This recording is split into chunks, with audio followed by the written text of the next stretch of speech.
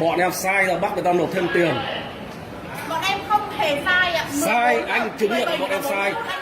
Gọi người ta cái người ta bước vào ngay mà em bảo người ta muộn.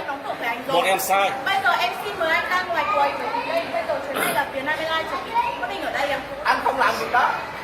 Mà bây giờ thẻ này em bị khách thì anh ạ, em đi ra ngoài quầy. Nó dám mà xé cái thẻ của mình luôn à. Anh quay lại lên clip cho em anh. Nó dám xé luôn cái vé của em. Cái tờ vé của em nó dám xé không?